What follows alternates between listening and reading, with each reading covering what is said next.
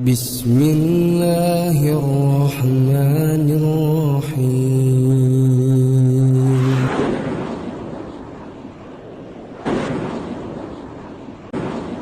LDII terancam fatwa sesat dari Majelis Ulama Indonesia.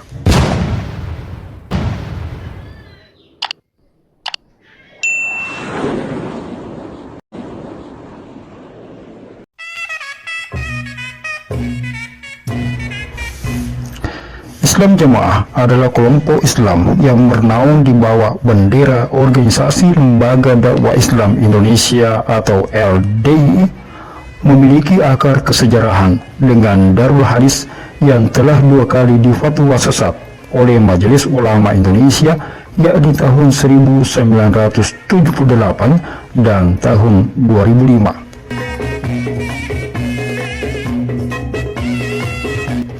Namun, kelompok Islam yang pernah pula dibekukan oleh Kejaksaan Agung RI pada tahun 1971 itu selalu berhasil mengelabui MUI dan pemerintah untuk bisa tetap eksis dan berkembang hingga saat ini. Terakhir, bentuk pengelabuan mereka yakni dengan mengeluarkan janji akan berparadigma baru dan berkomitmen meninggalkan semua bentuk penyimpangan ajaran serta akidah takfiri yang mengkafirkan seluruh kaum muslimin yang tidak berbaiat kepada imamnya. Namun, janji tetap janji, komitmen paradigma baru hanya sekedar berdusta dengan cara baru.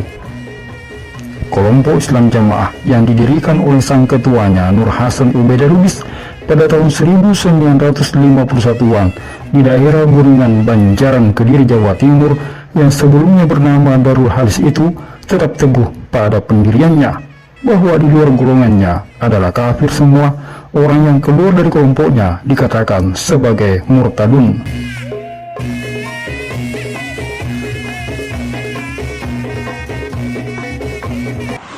Majelis Ulama Indonesia pun berang dan segera mengeluarkan instruksi kepada seluruh jajaran MUI di daerah, kabupaten, provinsi, dan kota untuk menonaktifkan semua pengurus MUI dari unsur LDII. Ribuan pengikutnya yang sadar akan penyimpangan yang terjadi, sebagian dari mereka juga heran dan bingung dengan kondisi yang ada. Di satu sisi, mereka mengaku berparadigma baru, namun di sisi lain, mereka tetap dituntut untuk mengkafirkan saudara muslimnya. Akhirnya, ribuan di antara mereka memilih keluar dari kelompok yang sungguh sangat membingungkan itu. Mereka mendesak kepada pihak dan instansi terkait dalam pemerintahan agar segera membubarkan kelompok yang pada tahun 1968 pernah dibubarkan oleh organisasi masyarakat yang bergerak di bidang keagamaan karena dianggap meresahkan warga. Alasannya, kelompok Islam Jamaah ini tetap sama sejak dahulu hingga kini, yakni menimbulkan keresahan di tengah umat serta mengancam keutuhan berbangsa dan bernegara.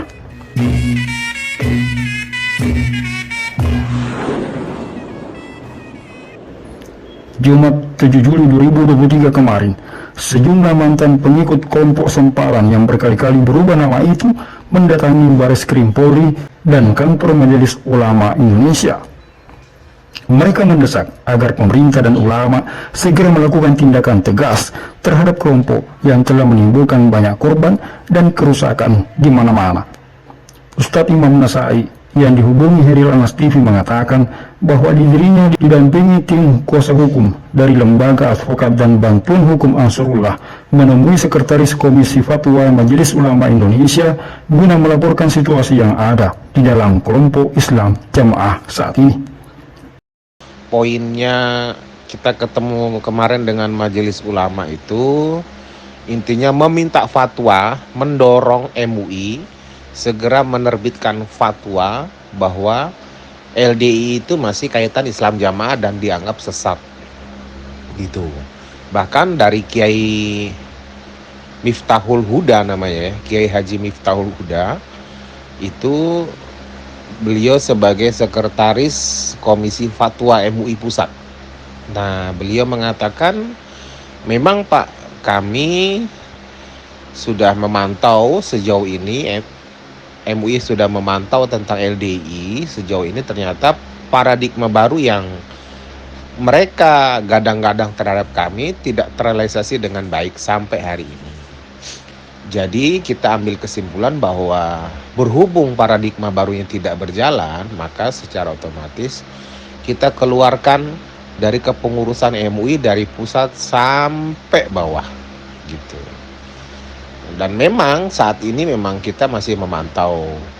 Nah, dari pihak-pihak lawyer itu mengatakan kita habis dari Bareskrim gini laporan tentang penistaan agama bernama Sultan Aulia Abdul Aziz gini. Endingnya adalah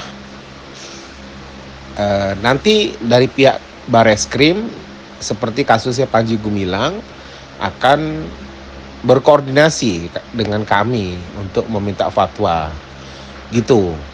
Jadi sementara ini kami masih berdiskusi, masih berkoordinasi dengan yang lain untuk masalah ini gitu, itu jawabannya. Jadi secara signifikan beliau masih menunggu dari Bareskrim hasil penelitian dan laporan dari kita gitu. Bahwa korban kezaliman dari kelompok itu semakin banyak dengan berbagai kasus. Di antaranya banyak anak yang dibuang orang tuanya, orang tua didurhakai anaknya, istri dipoliandri, belum resmi diceraikan oleh suaminya, dan sudah dinikahkan oleh keamiran Islam Jamaah. Semua itu terjadi sebagai akibat pemahaman takfiri yang sudah sangat akut di dalam kelompok itu. Kelompok Islam Jamaah berpemahaman bahwa semua orang yang di luar kelompoknya adalah kafir, yang halal hartanya, halal kehormatannya, dan halal darahnya. Bergerilya sampai hari ini dan tidak akan berhenti. Bahkan korban seperti kami, saya pernah punya istri, bahkan istri saya sudah poliandri, saya belum kerja. Jadi artinya mereka bisa merekayasa perkara dengan mengatakan saya sudah meninggal dunia dengan segala macam. Saya lihat di KUA di tempat kejadian mau ternyata aspal, dokumen yang ada di sana itu aspal. Bahkan korban-korban seperti saya dan lain itu ada yang diusir dari rumah, di nasabnya tidak dapat hak warisnya, dan ini akan terus jadi sejarah akan terus berulang. Sudah saatnya pemerintah segera mengambil tindakan tegas terhadap kelompok yang merusak keutuhan berbangsa dan bernegara itu. Pemahaman mereka tidak pernah akan berubah karena mereka memang sudah didoktrin untuk lestari ila yaumil qiyamah. Dan ini akan terus jadi sejarah akan terus berulang.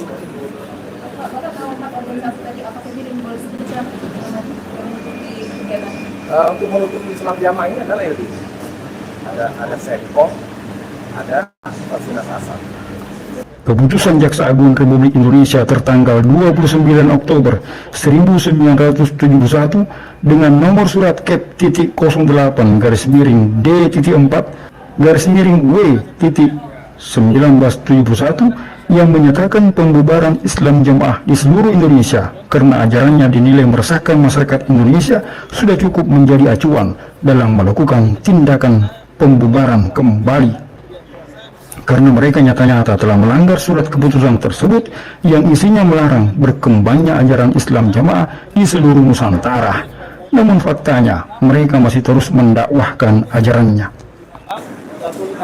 Karena terlapornya yaitu AA atau alias SA itu telah melanggar larangan sesuai yang dimaksud dengan pasal 156A, yaitu pertama pembunuhan, penyalahgunaan agama dan penistaan. Nah tadi rekan-rekan wartawan kan sudah tahu dari pengalaman mereka semua. Nah itu yang dialami. Ini tidak hanya di wilayah Jawa, di wilayah Kalimantan, Sumatera, Bali, itu ada semua korbannya. Bahkan ada korban perceraian, bahkan ada korban itu antara anak dan bapak itu dipisahkan gara-gara beda pemahaman. Karena kalau kita tahu hadisnya adalah yang dulu jannah nanti wahid. Gak akan masuk surga orang yang memutus famili. Tapi ini ajarannya kalau mereka satu di keluar, Mas Agung keluar itu sudah dianggap mereka bukan saudara yang lain, sudah dianggap kafir. Nah tadi kan penganggapan ini bukan dari kuasa hukum, dari korbannya sendiri yang mengatakan seperti itu. Nah, sedangkan Jangan sampai negara diduga sengaja melindungi kelompok itu, karena sesungguhnya kelompok itu memang didirikan untuk sebuah misi rahasia di masa pemerintahan Orde Baru. Ketika kelompok itu baru saja dibubarkan, para pengurus kelompok itu membentuk tim khusus untuk mendekati Letjen Ali Murtopo yang saat itu menjabat sebagai wakil kepala Bakin dan staf operasi khusus Presiden pada zaman Pak Soeharto. Ada yang unik dari kejadian kala itu, Letjen Ali Murtopo yang dikenal anti terhadap agama Islam namun justru memberikan perlindungan. Sehingga pada tanggal 1 Januari 1972, Islam Jamaah itu kembali berdiri dengan nama yang baru, yakni Lemkari, atau kepanjangan dari Lembaga Karyawan Islam atau Lembaga Karyawan Dakwah Islam, berlindung di bawah naungan Partai Golkar. Namun, lagi-lagi pemerintah kembali membubarkan kelompok tersebut dengan surat keputusan nomor 618 tahun 1988 dengan alasan ajaran mereka belum berubah, masih penuh dengan penyimpangan dan meresahkan masyarakat. Lalu pada tahun 1990, Lemkari kembali mengadakan negosiasi dan mendapatkan izin untuk berganti nama menjadi LDII atau Lembaga Dakwah Islam Indonesia berdasarkan saran yang diberikan Menteri Dalam Negeri Rudini kala itu. Kini rezim telah berganti. Tokoh-tokoh yang dahulu menjadi konseptor dan pelindung dari terbentuknya kelompok ini pun telah tiada.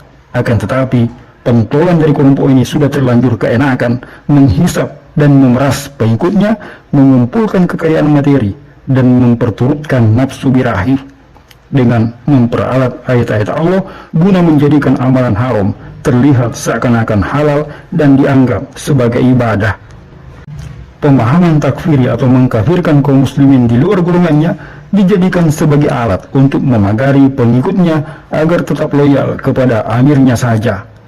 Baiat kepada amir diyakini sebagai syarat sahnya Islam, sehingga makin kokohlah keyakinan takfiri yang ada di dalam jiwa para pengikut sekte yang dinaungi ormas bernama LDII itu.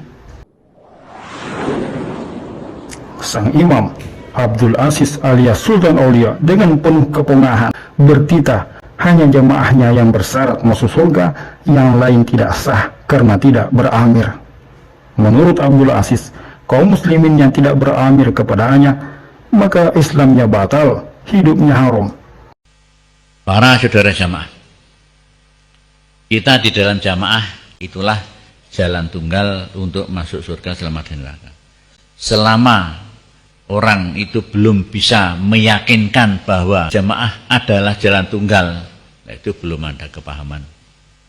Itu masih bisa terpengaruh, mempunyai kepahaman yang lain, apalagi oh jamaah surga, oh lain jamaah juga bisa lah, itu berarti masih gelambiar, masih belum dikatakan paham jamaah. Nah, maka yang dikatakan paham jamaah adalah jamaah surga selain neraka semua.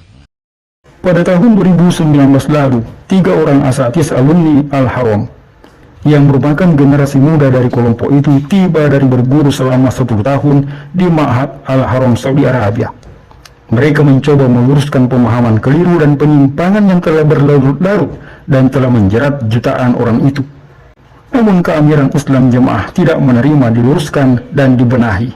Akibatnya, ketiga asatis itu dipersekusi, diboikot, dan diusir dari lingkungan Islam Jamaah.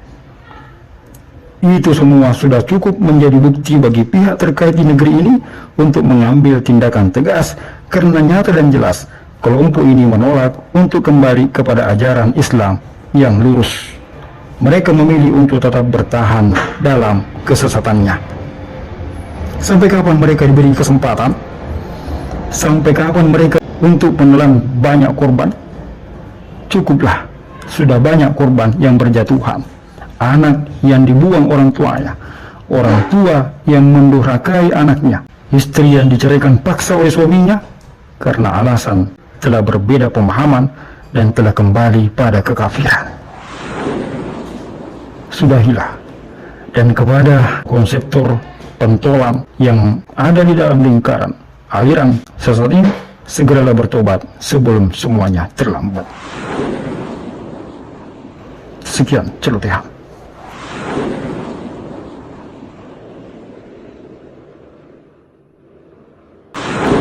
Terima kasih atas perhatian Anda. Sampai jumpa di celotehan Hairil Anas TV berikutnya.